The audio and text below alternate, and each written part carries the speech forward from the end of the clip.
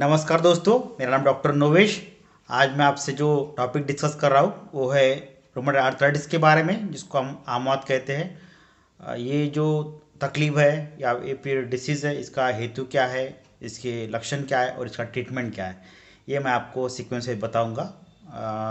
आपने अगर अभी तक चैनल को सब्सक्राइब नहीं किया है तो आप चैनल को ज़रूर सब्सक्राइब कीजिए, वीडियो को लाइक कीजिए और अपने जो फ्रेंड सर्कल है उसमें आप इसको शेयर कीजिए, क्योंकि आप अगर लाइक करते हैं तो ही ये वीडियो जो है बहुत सारे लोगों तक पहुंच पाता है, नहीं तो ये वीडियो पहुंचता नहीं है। ये वीडियो उसी टाइम उसको फिर जिसे कहते हैं कि डाउनग्रेड करना या उसको प्रमोट नहीं करना, इस तरह से वो यूट्यूब के द्वारा किया जाता है। वो फिर इतना हिडन जैसा हो जाता है कि कहीं मिलता भी नहीं। इसलिए मेरा आपसे निवेदन है कि आप इसको ज़रूर लाइक करिए, चैनल को सब्सक्राइब करिए और अपने जो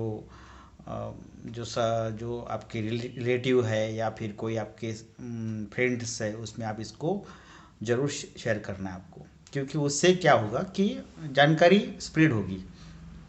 मैं आपको जैसे बता रहा हूँ तो आपने इस वीडियो को अगर स्प्रेड किया तो उस चीज़ को आगे में बताएंगे तो उनको मालूमात होगी, उसके बारे में जानकारी मिलेगी उनको और उनका नॉलेज बढ़ेगा।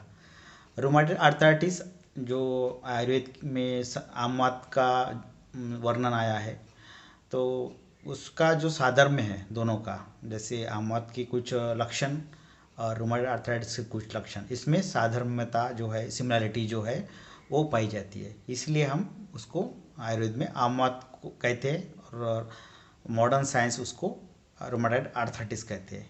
तो रूमेटॉइड आर्थराइटिस इसमें मेनली आपने अभी देखा होगा या फिर कहीं सुना होगा, जिसको हम आर ए फैक्टर या फिर ASLO या CRP, इस तरह की जो चीज़ें हैं या फिर टेस्ट है ये करवाते हैं हम उसमें। ESR भी इसमें करवाते हैं। स्वेलिंग अगर इंटरनल स्वेलिंग अगर बढ़ी गई है तो इसमें ESR बढ़ जाता है। RA फैक्टर जो है वो एक तो पॉजिटिव और निगेटिव ये दो वर्ड आते हैं उसमें, या फिर उसमें परसेंटेज आता है कि RA फैक्टर का परसेंटेज कितना है। तो दो तरह की टेस्ट उसमें RA में पाई जाती है। ये रूमेटॉइड आर्थराइटिस जो है बहुत सालों से, मीन्स लगभग कहेंगे तो 4000 साल पहले भी जानकारी थी। आयुर्वेद में इसका वर्णन है, जो चरक संहिता है उसमें भी वर्णन आया है, माधव निदान में भी वर्णन है। तो जो पुरानी संहिता हम जिसे कहते हैं कि चरक संहिता, तो उसमें वर्णन है। तो मेरा कहने का मतलब है कि ये जानकारी ग्रंथकारों को, शास्त्रकारों को, ऋषि मुनि को पहले से ही थी इस डिसीज़ के बारे में, और उसमें फिर उन्होंने ट्रीटमेंट भी लिखी हुई है, अलग अलग तरह की ट्रीटमेंट भी है। ये जो अभी मैं एक आपको सादा सिंपल इसको लैंग्वेज में मैं बताने का प्रयत्न करूँगा।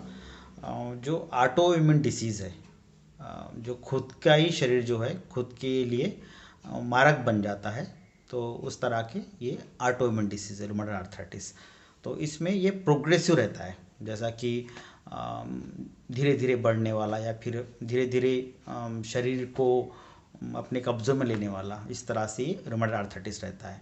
इसमें बायलैटरल रहता है, दोनों तरफ के जॉइंट्स में। अगर wrist अगर राइट की wrist अगर अफेक्ट है तो लेफ्ट की wrist भी आपकी अफेक्ट हो जाएगी, दोनों साथ में रहेंगे। wrist जो जॉइंट है जो साथ में, उसी तरह सभी जॉइंट्स, एंकल है या नी जॉइंट है या हिप जॉइंट है या wrist मैंने कहा आपको, एल्बो है, शोल्डर है, ये सभी जो जॉइंट्स है ये बायलैटरल रहेंगे। या फिर टोज और फिंगर, पैरों के जो उंगलियां है या फिर जो हाथों की उंगलियां है, उसमें बायलैटरली स्टिफनेस रहेगा, जिसे हम कहेंगे कि अकड़न जिसे कहते हैं, अकड़न रहेगा, स्वेलिंग रहेगी और फिर पेन रहेगा।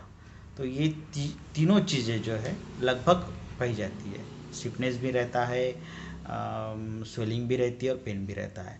और ये जो अभी कंडीशन है, अभी जो दिन चल रहा है, जैसा रेनी सीज़न है या फिर उसके बाद में फिर विंटर सीज़न आएगा, तो ये दोनों भी सीज़न में ये पेशेंट जो रहते हैं उनकी एग्रेसिव कहेंगे या फिर उसके सिम्टम्स बढ़ के आना ये ज़्यादा पाया जाता है। तो ऑटोइम्यून डिसीज़ का जो एक ट्रिगर कहेंगे, कोई ना कोई आपके आहार में ट्रिगर रहता है, आम और वात को बढ़ाने वाला। तो मैं एक आम का एक श्लोक बताऊंगा आपको। अविपक्वम असंयुक्तम दुर्गंधम बहुपिच्चिलम सदनम सर्वगात्राणाम आम इत्याभिधीयते। तो आम की कंडीशन आपको अपने शरीर में डेवलप नहीं होने देना है। मीन्स क्या है, तो आहार रस का पाचन सही करना है। अगर आहार रस नहीं पचता है तो उससे फिर ये कंडीशन बन जाती है। तो आपको डाइजेशन की तरफ में ध्यान देना है, ज़्यादा आपका जो डाइजेशन हो डिस्टर्ब ना हो। जिसको कहेंगे कि पहले पचन होने के बाद में दूसरा आपको खाना लेना है। ऐसा नहीं कि आप बार बार खा रहे, उसको अध्यशन कहेंगे कि एक बार खा रहे उसके बिना पची दूसरा खाना खा रहे।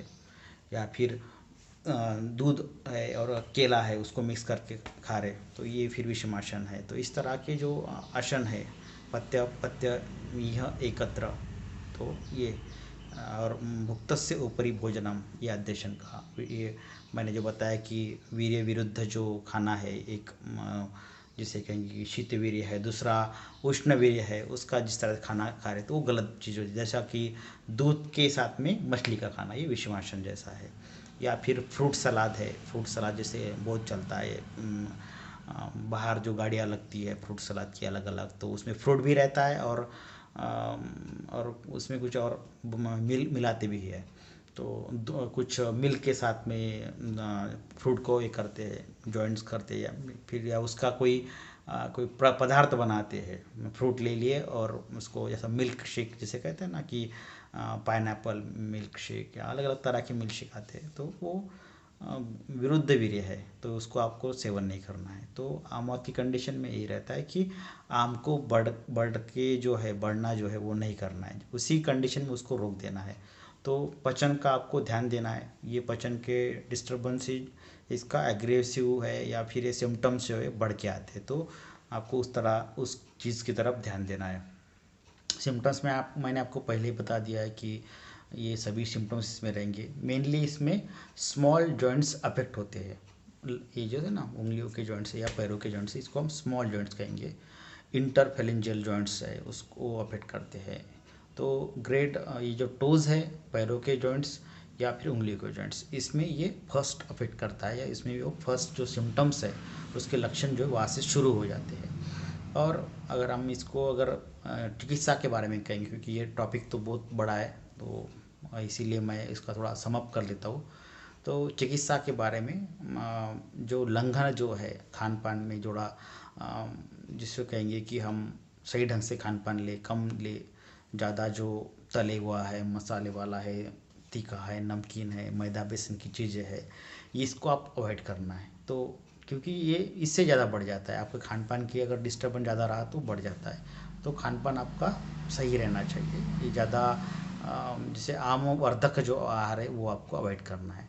तो खान पान, क्योंकि विशेषतः क्रियायोगो निदानम परिवर्जनम, ये सबसे पहले हम आयुर्वेद में बताते हैं कि आपको जिस कारण से डिसीज़ हुआ है उस कारण को आपको अवॉइड करना है। तो इसको आप अवॉइड करिए। आप खान पान थोड़ा ध्यान देना है। गुनगुना पानी आपको पीते रहना है। एक आपने आरगवत का नाम सुना होगा, तो आरगवत के कषाय को पान में हम इसको लेने के लिए कहते हैं, कषाय का पान।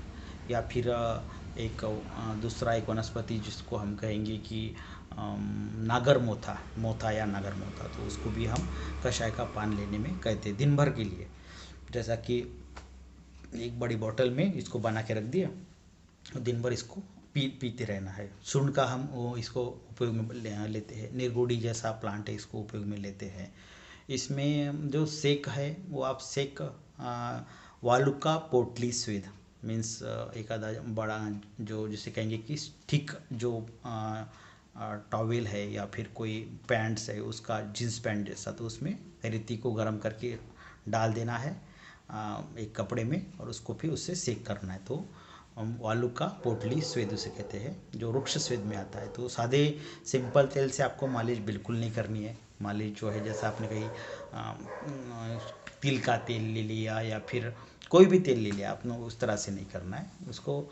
एक जिसे कहेंगे कि महाविषगर्भ तेल, इस तरह के जो उष्ण गुणधर्मात्मक जो तेल रहते हैं वही इसमें यूज़ करने का रेकमेंड किया जाता है आपको। ये बाकी के जो तेल अलग अलग जो प्रकार के तेल है या फिर किसे कहेंगे कि बिना उसको भावना दिए या बिना उसको कुछ उसमें जो हमारे जो प्लांट्स है उसके द्वारा उसको निर्मित नहीं किया गया तो वो चीज़ नहीं बन पाती है, तो वो और स्टिफनेस बढ़ जाता है। कोई अगर नारियल का तेल यूज़ कर रहे हैं, कोई तिल का तेल, कोई और सरसों का तेल, बहुत सारे तेल है अपने इंडिया में। तो हर एक लोग कोई ना कोई कहते हैं कि इसका उपयोग करो उसका।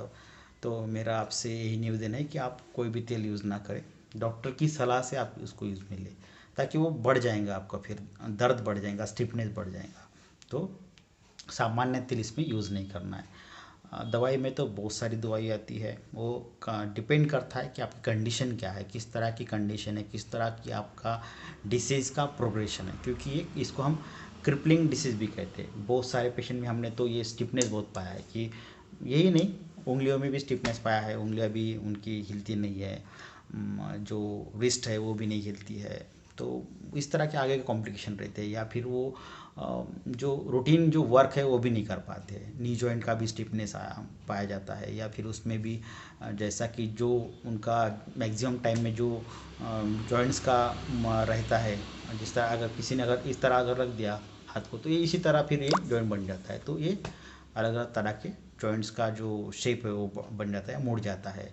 बाउटिनियर है इसमें एक, जिससे कोई कॉम्प्लिकेशन है, या फिर ये उंगलियां जो है वो उंगलियां जो तिरछी हो जाना, या उंगलियां भी ऐसा स्ट्रेट नहीं रहना, तो इस तरह से भी पाया जाता है। तो खाने में भी इनको दिक्कत आती है, पानी पीने में भी दिक्कत आ जाती है, चलने फिरने में दिक्कत आती है, बैठने उठने में दिक्कत आती है, तो बहुत आगे में ये कॉम्प्लिकेटेड बन जाता है। तो मेरी आपसे यही सलाह है, यही निवेदन है कि आप इसको आपके नज़दीक के फिजिशियन के पास जाके इसका ट्रीटमेंट करवाइए। मेरा आपको ये वीडियो यूट्यूब पे चलाने का यही मकसद रहता है कि मैं आपको सही डायरेक्शन बताऊँ। ऐसा नहीं कि मैं आपको ट्रीटमेंट बता रहा हूँ, मैं आपको सिर्फ ट्रीटमेंट का एक आपको ओवरऑल नॉलेज बता रहा हूँ कि मौत की कंडीशन में रिज़ल्ट अच्छे आते हैं, हमने देखा है। हम अभी भी पेशेंट उसके हमारे कंटिन्यू चल रहे हैं।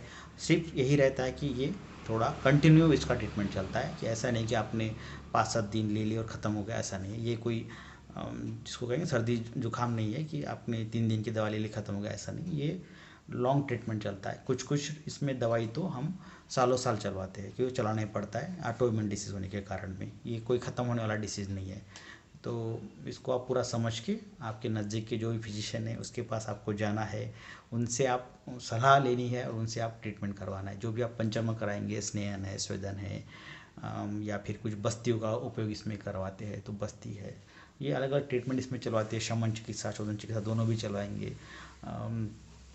जो आपको अगर प्रिकॉशन में अगर मैं एक बात कहूँगा कि जो ठंड की जो चीज़ें हैं, या फिर ठंड वाले जो इन्वायरमेंट है, तो उसमें आप कुछ गर्माहट वाली चीज़ें पहनना है, तब तो स्वेटर है या फिर ब्लैंकेट है, ऐसा कुछ तो भी लेके आपको आपको जो आपका दिनचर्या है वो करती रहनी है। ऐसा नहीं कि आपने डायरेक्टली एक्सपोज हो गए, ठंड में एक्सपोज हो जाना, या फिर केला या कुछ ऐसा ठंड पानी, फ्रिज का पानी पी लिए, इस तरह से नहीं करवाना है।